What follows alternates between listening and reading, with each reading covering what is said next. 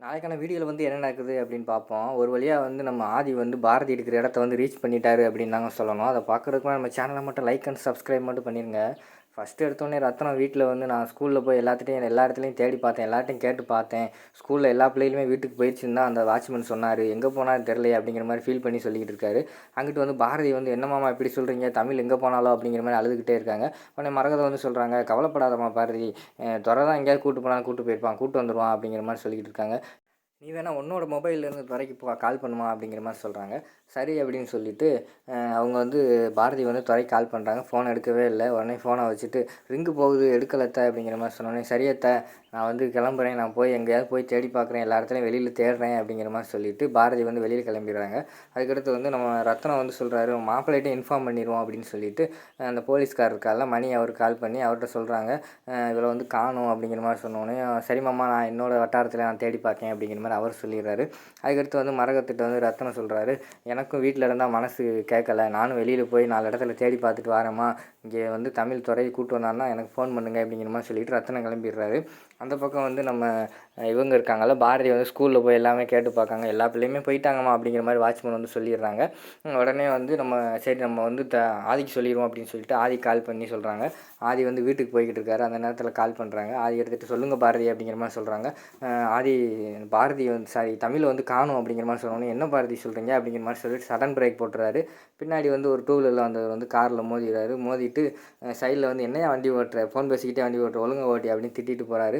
உடனே நம்ம ஆதி வந்து சொல்கிறாரு, என்ன பாரதி சொல்கிறீங்க, என்னாச்சு அப்படிங்கிற மாதிரி கேட்டோடனே, இன்னைக்கு சாயங்காலத்துலேருந்து வீட்டுக்கே வரலையாம், எங்கே போனாலும் தெரியலையே அப்படிங்கிற மாதிரி சொல்லிட்டு அழுதுகிட்டே இருக்காங்க. நீங்கள் ஒன்றும் பதட்டப்படாதீங்க பாரதி, நல்லா ரிலாக்ஸாக யோசிங்க, ஏதாவது ஒரு குழு கிடைக்கும். நீங்கள் இப்படி பதட்டப்பட்டீங்கன்னா கண்டுபிடிக்க முடியாது.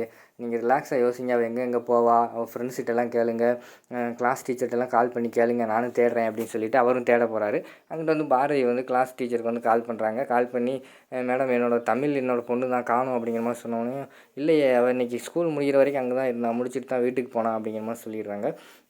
ஐயோ எங்கே போன பாரதி அப்படின்னு சொல்லிட்டு ஒரு பக்கம் வந்து பாரதி, இன்னொரு பக்கம் வந்து ஆதி, இன்னொரு பக்கம் ரத்னம், எல்லாத்துலேயுமே தேடுறாங்க. தேடிட்டு வந்து கடைசியில் வந்து நம்ம ரத்னம் வந்து வீட்டுக்கு போயிடுறாரு. நைட் ஆகிடுது. என்ன காணும் தமிழை அப்படின்னு சொல்லிட்டு ஃபீல் பண்ணிகிட்டே வீட்டுக்கு போயிடுறாரு. வீட்டுக்கு போனவொடனே மரகதமும் அங்கே வந்து தனமும் இருக்காங்க. அம்மாடி தனம் தண்ணி கொண்டு வா அப்படிங்கிற மாதிரி சொல்லிடுறாங்க. உடனே அவங்க தண்ணி கொண்டு போனோடனே மரகதம் கேட்காங்க, என்னங்க ஆச்சு, போனீங்களே என்னாச்சு அப்படிங்கிற மாதிரி கேட்டோடனே, எல்லா இடத்துலையும் தேடினே மரகதம் காணும், தாத்தான்னு என் மேலே பாசமாக என் கூட இருப்பாளே அவளை காணுமே அப்படிங்கிற மாதிரி சொல்லி அழுக ஆரம்பிச்சிடுறாங்க. ஏங்க ஃபீல் பண்ணாதீங்க, அழுகாதீங்க, வந்துடுவா கண்டிப்பாக அப்படிங்கிற மாதிரி சொல்லிடுறாங்க. உடனே ரத்னம் வந்து அழுதுகிட்டே, நான் முதலே ஸ்கூல் விடுறதுக்கு முன்னாடியே போயிருக்கணும், கொஞ்சம் லேட் ஆயிடுச்சு, அதனால் எங்கே போனாலும் தெரியலையே அப்படிங்கிற மாதிரி ஃபீல் பண்ணி அழுதுகிட்டே இருக்காங்க. இந்த பக்கம் வந்து நம்ம பாரதி ஒரு பக்கம் தேட, ஆதி ஒரு பக்கம் தேட அவங்கள காட்டிக்கிட்டே இருக்காங்க. ஆதி ஒரு பக்கம் தேடிட்டு என்னாச்சு அப்படின்னு சொல்லி ஃபீல் பண்ணிவிட்டு ஒரு இடத்துல இறங்கி நிற்காரு. இறங்கி நிற்கிறத பார்த்தா நம்ம இவர் இருக்கார்ல துரை, அவர் வந்து சரக்கு போட்டு ஒரு இடத்துல ஃப்ரெண்டோடு பேசிக்கிட்டு இருக்காரு. அதுக்கடுத்து விறுவிறுன்னு போகிறாரு. போய் அவரை பிடிச்சி அடிக்க ஆரம்பிச்சிடறாரு. என்ன ஏதுன்னு கேட்காம, சொல்லுங்கள் சார், ஏன் அடிக்கிறீங்க மாதிரி துரை கேட்குறாங்க.